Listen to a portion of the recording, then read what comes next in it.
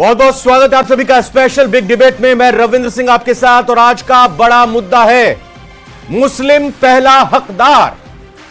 यह डिबेट का मुद्दा इसलिए है क्योंकि चुनावी सियासत में उबाल। आज लोकसभा चुनाव का दूसरा चरण संपन्न हुआ, पूरा हो गया। अन्य चरणों के लिए यानी बाकी बचे 5 चरणों के लिए चुनाव प्रचार जोरों पर, और इस सबके बीच मुसलमानों के पहले हक पर संसाधनों में उनके पहले हक को लेकर तत्कालीन प्रधानमंत्री यूपीए सरकार के दौर में रहे प्रधानमंत्री मनमोहन सिंह का एक पुराना वीडियो, उनका बयान सामने लाया गया है बीजेपी के जरिए, जो गरमाया। बीजेपी ने सोशल मीडिया प्लेटफॉर्म एक्स पर पूर्व पीएम मनमोहन सिंह का वो बयान शेयर किया है, जिसमें उन्होंने कहा था कि देश के संसाधनों की जब बात आती है तो प्रायोरिटी अल्पसंख्यकों और विशेष रूप से मुसलमानों और उन मुसलमानों में गरीब मुसलमानों को मिलनी चाहिए। बीजेपी अध्यक्ष जेपी नड्डा ने कांग्रेस के मैनिफेस्टो पर सवाल खड़े किए हैं। पीएम मोदी ने कहा कि कांग्रेस ने मनमोहन सिंह के बयान को लेकर झूठ फैलाया। इधर राहुल गांधी ने कहा है कि मोदी मुद्दों से भटका रहे हैं। इसी मुद्दे पर चर्चा करेंगे, पहले एक रिपोर्ट देखते हैं। मुस्लिमों के पहले हक वाले मनमोहन सिंह के पुराने बयान पर घमासान।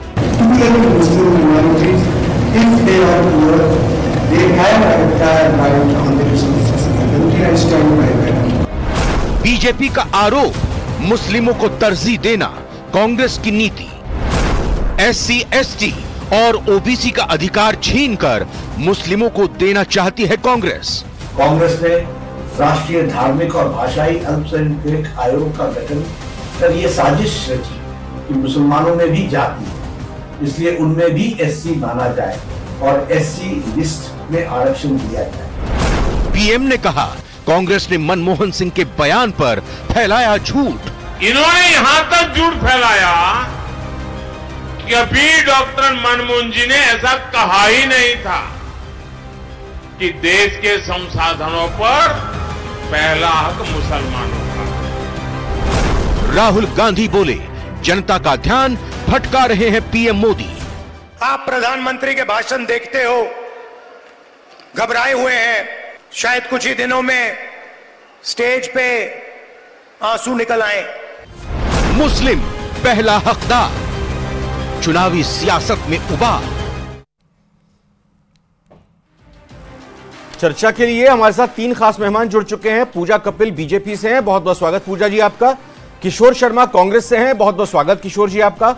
डॉक्टर संजय शर्मा वरिष्ठ पत्रकार हैं, आपका डॉक्टर संजय बहुत बहुत स्वागत। और आज डिबेट को 2 हिस्से में हमने बांटा है, 8 से 8:30 तक हम इस मसले पर डिबेट करेंगे। और आज हुए मतदान को लेकर, मतदान प्रतिशत को लेकर उसका आकलन करने की कोशिश 8:30 बजे 8:25 पर उस डिबेट में हम अपने मेहमानों से चर्चा करेंगे। लेकिन चूंकि मुसलमानों का हक पहले है देश के संसाधनों पर, किशोर शर्मा जी लगातार आप अपने जो आरोप लगाए जा रहे थे मैनिफेस्टो पर पूछ रहे थे बीजेपी से आरोपों को लेकर कि आखिर कहां लिखा है कि मुसलमानों को पहला हक दिया जाएगा। यह बयान बीजेपी के जरिए सामने लाया गया, जिसमें उस वक्त के प्रधानमंत्री मनमोहन सिंह कह रहे हैं minorities specially poor Muslims should get priority when it comes to the nation's resources, यानी कि राष्ट्र के संसाधनों पर पहला अधिकार माइनॉरिटीज, अल्पसंख्यकों और खास तौर पर स्पेशली पुअर मुस्लिम्स के साथ जाता है। आपकी सफाई, आपका तर्क। देखिए, मैं आपका ध्यान एक बयान के ऊपर दिलाना चाहता हूं नरेंद्र मोदी जी के पे। नरेंद्र मोदी जी ने रक्षाबंधन पे कहा था कि सभी भाजपा कार्यकर्ता मुस्लिम बहनों के यहां जाएं, उनसे राखी बंधवाएं और मैं भी मुस्लिम बहन से राखी बंधवाऊंगा।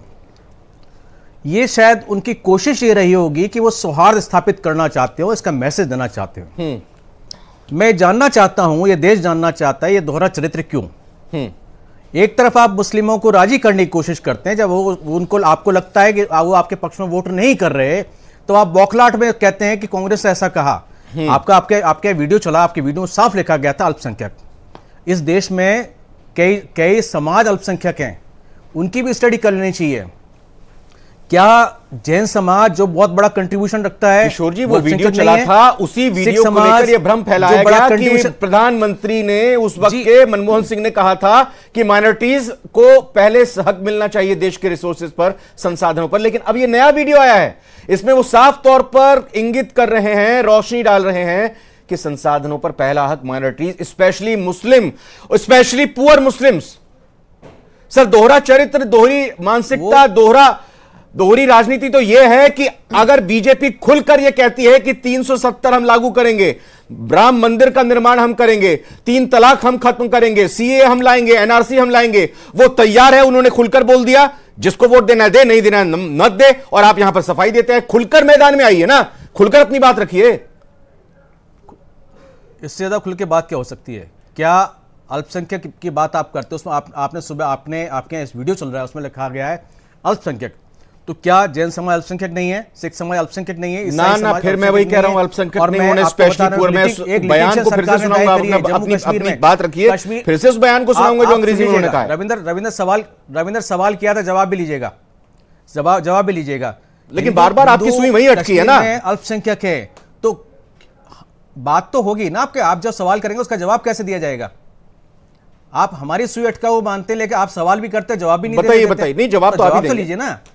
हिंदू कश्मीर में अल्पसंख्यक हैं और ये लिटिगेशन सुप्रीम कोर्ट में लगी हुई है, तो इस मंशा को भी मुख्यमंत्री प्रधानमंत्री जाहिर कर दें कि वो वहां लिटिगेशन सरकार जवाब क्यों नहीं देती कि हिंदू अल्पसंख्यक है या बहुसंख्यक है।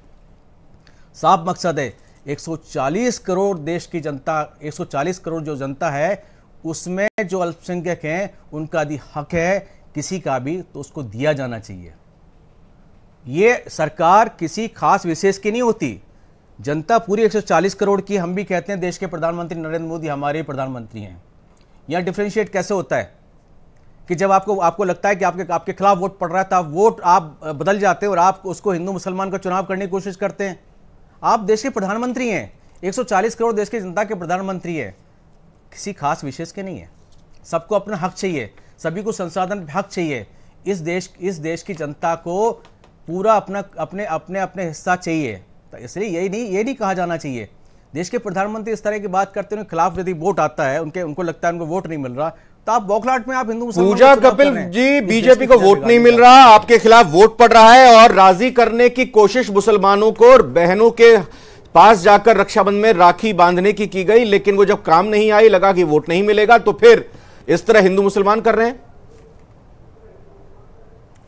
रविंद्र जी देखिए, मैं अभी जिस तरह हमारे कांग्रेस के प्रवक्ता किशोर जी ने बोला कि देश का प्रधानमंत्री सबका प्रधानमंत्री है, भारतीय जनता पार्टी के नेतृत्व में जो केंद्र की सरकार चल रही है, आदरणीय मोदी जी प्रधान सेवक बनके और 142 करोड़ को परिवार बना के चल रहे हैं। यही मैं इन्हीं की बात से याद दिला रही हूँ कि इन्हीं के पूर्व प्रधानमंत्री जी का स्टेटमेंट है कि देश के संसाधनों पर पहला हक मुसलमानों का है। तो भाई ये पहले मैं इन्हीं से पूछ रही हूँ कि बाकी के अल्पसंख्यक, इनका तुष्टीकरण इतनी पराकाष्ठा पर रहता है हमेशा से, देश को बांटने का और लोगों को ठगने का इन्होंने जिस तरह से काम किया है, कभी इन्होंने ये क्यों नहीं कहा है कि जैन है, बौद्ध है, सिख है, ईसाई है, इनका होना चाहिए। और किशोर जी कह रहे हैं, किशोर जी ये भी कह रहे हैं कि कश्मीर में हिंदू अल्पसंख्यक है, उनके लेकर क्या विचार है, क्या ख्याल है, वो तो कह रहे हैं। हाँ, मैं वही तो कह रही हूँ कि संसाधनों पे पहला, अरे कश्मीर, वायनाड, केरल क्यों भूल जाते हैं कि वहां हिंदुओं की हालत क्या है। अगर अब आप ये आते हैं, इनको ये इस चीज का जवाब देना चाहिए कि सारे लोग इस देश के लिए इंपॉर्टेंट है। आदरणीय प्रधानमंत्री जी पूरे 140 करोड़ भारतीयों को अपना परिवार लेके चलते हैं। अब आते हैं मुस्लिम बहनों को राखी बांधने की बात, हमने पूरे देश को परिवार कह के परिभाषित किया है और उन मुस्लिम बहनों को ये वोट की राजनीति से ऊपर उठकर ये सोचेंगे ना, क्योंकि इन्होंने तुष्टीकरण किया रविंद्र जी, तो 3 तलाक से जो उनके मान को, सम्मान को और जीवन को जो सुरक्षा दी है, तो वो इस देश में पहली बार ट्रिपल तलाक वो आदरणीय नरेंद्र मोदी जी लेकर आए। यानी उनके लिए महिला सब समान है। हमने यहाँ पे कोई अलग अलग नहीं किया। अगर हिंदू महिला को जो अधिकार है वो मुस्लिम महिला को होनी चाहिए, और क्यों ना राखी बांधे, क्या दिक्कत है इसे बांधने में, ये एक अलग मुद्दा है। लेकिन अगर कोई नहीं, वो ये कह रहे हैं कि आप उनका वोट लेने के लिए राखी बंधवाने जा रहे हो। नहीं, किशोर जी का ये कहना है कि बीजेपी वोट लेने के लिए मुस्लिम महिलाओं के पास राखी बांधने जा रही है, और जब वोट नहीं मिलता दिख रहा तो फिर आप, ये तो जनता का आशीर्वाद, ये तो देखिए ये इनकी हार की बौखलाहट है। इनको भी पता है जनता का भरपूर आशीर्वाद मिल रहा है। तीसरी बार एक मजबूत सरकार इस भारत में, एक स्थिर सरकार मिलने वाली है जो विश्व पटल पर मजबूत भारत को फिर से प्रतिस्थापित करने के लिए पूरी तरह से तैयार है। और मैं इनका उसी बात का भी जवाब दे रही हूं कि जब हम पूरी आबादी में हम सबको बराबर का बात कर रहे हैं, तो अगर ये बयान जो चल रहा है या जो आया है उन्होंने कहा तो गलत को अगर गलत कहना बिल्कुल कहना चाहिए किसी भी इस देश के नेतृत्वकर्ता को, कि अगर इस देश के संसाधनों पे किसी पर्टिकुलर किसी धर्म के लोगों का, किसी ऐसे अल्पसंख्यक लोगों का, किसी का नहीं, सारे लोगों का, चाहे वो एक वो किशोर शर्मा जी का स्पष्टीकरण नहीं आना चाहिए कांग्रेस की तरफ से मनमोहन सिंह के उस वक्त के दिए गए बयान को लेकर, जिस पर उन्होंने साफ तौर पर गरीब मुसलमानों को संसाधनों में पहला हक देने की बात कही गई। ये धर्म पे देश को बांटने किशोर जी मैं ये और कहना चाहूंगी, धर्म के आधार पर देश को किशोर जी 2014 से 2014 तक, जी आपकी बात करें, 2004 से 2014 तक मनमोहन सिंह की सरकार थी और वही दौर था जब उनको लगा कि जैन धर्म को भी आगे बढ़ाने के लिए उनको अल्पसंख्यक दर्जा दिया जाना चाहिए। ये उस दर्द को पहचानने वाले प्रधानमंत्री थे। 2014 से 2024 तक तो सरकार नरेंद्र मोदी जी की है, प्रधानमंत्री हमारे। क्या उनको इस दौरान कुछ नहीं लगा कि किसी भी जाति को अल्पसंख्यक दर्जा दिया जाना चाहिए? लाल किले की प्राचीर से ही बोलते हैं कि पसमानदा मुसलमानों के लिए हमें कुछ करना चाहिए। इन 10 सालों में क्या कल्याण का काम कर दिया, गिना दीजिए। वहाँ तुष्टीकरण हमें, अगर हमारे प्रधानमंत्री बोलते हैं कि अल्पसंख्यकों में मुस्लिम हक देना चाहिए, 140 करोड़ देश की जनता के हक, जनता प्रधानमंत्री ने ये कहा सबका साथ सबका विश्वास सबका प्रयास, जी वो बांट नहीं रहे हैं जी। 140 करोड़ में है वो सारे लोग, रविंदर जी 140 करोड़ में वो सारे लोग हैं, वही सबका साथ सबका विकास चाहते हैं। हम उसी बात को कर रहे हैं। और इन्होंने बार-बार लाल किले की प्राचीर से कहते हैं कि पसमानदा मुसलमानों, उन्होंने ये नहीं कहा कि जो 80 करोड़ लोगों को मुफ्त में भोजन मिलेगा वो हिंदुओं को मिलेगा कि जैन को मिलेगा, पारसियों को मिलेगा। कभी भी सरकार की तरफ से यह नहीं कहा गया कि जो योजनाएं हैं वो इस जाति के लिए, इस धर्म के लिए हैं। और इसीलिए वो बार बार कहते हैं सबका साथ सबका विश्वास। जवाब देना चाह रही थी पूजा कपिल, फिर उसके बाद मैं संजय जी के पास जाऊंगा। रविंद्र जी, यही मैं कह रही हूं कि अगर ये मुस्लिम बहनों की बात पर भी आती हो, अगर उज्ज्वला का हो, चाहे शौचालय के जो इस योजना की लाभार्थी है या आवास योजना, मुस्लिम बहनों की एक बड़ी तादाद ने इन योजनाओं का लाभ लिया। और खुलकर आप कितने सारी प्रतिक्रियाएं आपके इस लोकतंत्र के चौथे स्तंभ के माध्यम से आती है रविंद्र जी, की बहनें कहती हैं कि मोदी जी के समय में हमें वो सब कुछ मिला जो मिलना चाहिए था, सम्मान, सुरक्षा, और वो वोट देने के लिए निकलती हैं। और मैं याद दिलाना चाहूंगी किशोर जी भाई साहब को कि आपके हारने में बहुत बड़ा कारण यह भी गिनी कि जिस तुष्टीकरण के जरिए आपने देश को इतने सालों ठगा, उन्होंने आज महसूस कर लिया है कि मुसलमानों को केवल ठगा जा रहा है। और आज मुस्लिम महिलाएं जब उनके सम्मान और सुरक्षा की, उनके जीवन की जिसे सुलभता का काम जो मोदी जी ने किया है, आज मुस्लिम बहनें वोट दे रही हैं, आशीर्वाद दे रही हैं। और वो बार बार इस चीज के लिए लोगों के बीच में बोलती भी हैं कि देश का प्रधानमंत्री डॉक्टर संजय शर्मा, और बहुत दो चरणों के चुनाव मुसलमान भी इस तरह से बोलकर सामने आ रहे हैं। 2 फेजेस के चुनाव हो चुके हैं, 5 फेजेस के बचे हुए हैं। From reservation to resources, priority should be given to minorities, especially Muslim minorities and poor Muslim minorities. ये जो अब नूरा कुश्ती चल रही है, आपको लग रहा है आगे आने वाले 5 चरणों में भी दिखाई सुनाई देगी? कांग्रेस को सफाई इस पर देनी चाहिए, क्या बीजेपी को इस आधार पर वोट मांगना चाहिए? इसका एनालिसिस कीजिए सर। देखिए, हमें थोड़ी सी और अलग दृष्टिकोण से देखना होगा। पहली बात तो भारतीय की पहचान नागरिकता के आधार पर है, और नागरिकता में आपके अधिकार होते हैं कि आपका राइट्स हैं, जस्टिस का न्याय। कोई धर्म में आपको धर्म का अनुयायी होने से कोई अधिकार नहीं होते हैं, बल्कि आपके अधिकारों को ले लिया जाता है। तो बहुत दुख की बात है कि धर्म के आधार पर कोई भी चर्चा नागरिकता को छोटा, जबकि नागरिकता के अंदर धर्म आता है। तो मुझे दुख होता है कि हमारे लोकतंत्र को किस तरह हम कमज़ोर करने की कोशिश कर रहे हैं। नागरिकता पे चर्चा नहीं कर रहे कि नागरिक के अधिकार क्या हो। आप मुसलमान हो जाइए, हिंदू हो जाइए, कोई जाति हो जाइए, आप धर्म हो जाइए, क्या किसी धर्म में कोई अधिकार लिखे हैं किसी के? बिल्कुल नहीं है, और वो मिलते भी नहीं थे। हजारों साल जो हमारे दुनिया में सारे अत्याचार हैं वो धर्म के नाम पे हुए। पहली बात तो ये। दूसरी बात ये है कि लोकतंत्र मेजॉरिटी का नहीं होता है। लोकतंत्र बेसिकली उन आवाज़ों को शक्ति देना होता है जो बहुत कमज़ोर हैं, जिनकी संख्या कम है। वो भाषाई माइनॉरिटी हो सकती है, वो धार्मिक हो सकती है, वो जातीय माइनॉरिटीज हो सकती हैं। और आप देखिए कि बीजेपी की सफलता के पीछे तो जो जातीय माइनॉरिटीज हैं उनको साथ में जोड़ना एक बहुत बड़ा फैक्टर है, वो खुद इस बात से आए। अब आप देखिए कि कैसा द्वंद्व है कि माइनॉरिटीज के नाम पे हम भाग रहे हैं और हम बात कुछ और कर रहे हैं। तो मुझे लग रहा है कि सबसे पहले चर्चा, मुझे दुख होता है कि कांग्रेस वो हिम्मत नहीं दिखा रही कि वो कहे नहीं, माइनॉरिटी के बिना दुनिया में एक भी लोकतंत्र, सफल लोकतंत्र का उदाहरण दिखा दीजिए या बीजेपी दिखा दे। तो हमने जो अध्ययन किया मानते हैं, हमने कुछ पढ़ा लिखा ही नहीं, हम दुनिया में घूमे ही नहीं। माइनॉरिटीज का जिक्र करना अलग बात है, लेकिन माइनॉरिटीज में भी स्पेशल मेंशन करना, मुसलमानों का एक धर्म के आधार पर मेंशन करना, ये कितना जायज और सही है? क्या तुष्टिकरण नहीं है? नहीं, आप देखिए, नहीं, आप सुनिए, पिछड़ेपन के आधार पर आपको पता होगा करीब 40 मुस्लिम जातियां ओबीसी का हिस्सा हैं। क्या किसी पार्टी ने उनको हटा दिया ओबीसी से? ये चर्चा ही बेमान है। सर कर्नाटक में मैं आपसे सहमत नहीं हूं सर इस पर। कर्नाटक की अगर हम बात करते हैं, कर्नाटक में 4% आरक्षण को तत्कालीन बोम्मई सरकार की तरफ से 2019 में हटाया गया था। मैं छोटा सा इसमें एक रिसर्च जो है वो शेयर करना चाहूंगा। कर्नाटक में मुसलमानों को अलग अलग कैटेगरीज हैं ओबीसी का आरक्षण की, उसी में दिया गया 4% एक कैटेगरी में, 15% एक कैटेगरी में, 4% एक कैटेगरी में। 94 में वीरप्पा मोइली सरकार ने इसकी घोषणा की थी, 95 में एचडी देवेगौड़ा सरकार ने इसको लागू किया था और 2019 में बोम्मई सरकार ने इसमें बदलाव कर दिया था। बोम्मई सरकार ने मुसलमानों का 4% आरक्षण खत्म कर दिया था और कांग्रेस की सरकार ने कर्नाटक में 4% आरक्षण फिर से दे दिया। यानी जो बात कही जा रही है कि ओबीसी के आरक्षण के कोटे में मुसलमानों को आरक्षण दे दिया गया। सर तो ये मेरा ये कहना है कि आप है ना, आप जो ये आरक्षण के लिए जो अपना ये कमीशन है, मंडल कमीशन है, उसकी रिपोर्ट पढ़िए। उसके आधार पे आपको पता लगेगा कि मंडल कमीशन में बहुत सारे मुस्लिम्स पिछड़ों में कैलकुलेट होते हैं। और सवाल ये आप देखिए, अफगानिस्तान में क्यों हिंसा है? जहां माइनॉरिटीज पिछड़े रह जाएंगे आर्थिक और सामाजिक और शैक्षणिक रूप से, वो दुनिया के लोकतंत्रों के लिए चुनौती है। देखिए, ऐसा हो रहा है कि राजनीतिक बहस में दोनों पार्टी ये हिम्मत नहीं कर पाएंगी कि सही क्या है, लेकिन हमें ये बहुत ज़रूरी है कि जो लोग नागरिकता केयर का मामला है, लोकतंत्र का मतलब कि मैं आपको उदाहरण दे रहा था कनाडा का। अब जैसे समलैंगिकता है, साइंस ने प्रूव कर दिया कि वो कोई परेशानी नहीं है, वो एक साइंटिफिक प्रॉब्लम है।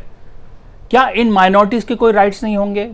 आपको पता होगा सिखों ने इस बात की लड़ाई लड़ी कि उन्हें माइनॉरिटी माना जाए, वो हिंदू धर्म का हिस्सा थे।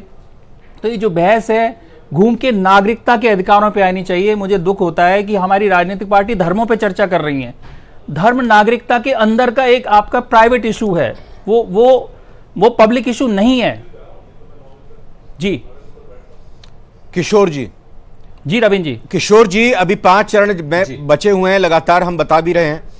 क्या कांग्रेस को नहीं चाहिए कि अपने चुनाव घोषणा पत्र को वो एक बार फिर से क्लैरिफाई करे, उसमें चीज घटाए या जोड़े और बताए कि जो शंका और जो संशय की स्थिति बताई जा रही है, जो हमले किए जा रहे हैं, सवाल उठाए जा रहे हैं, हमारा स्टैंड ये है, हम नहीं देंगे धर्म के आधार पर रिजर्वेशन। हम नहीं कहते हैं कि धार्मिक आधार पर रिसोर्सेज पर पहला हक इस जाति का, इस धर्म का होना चाहिए।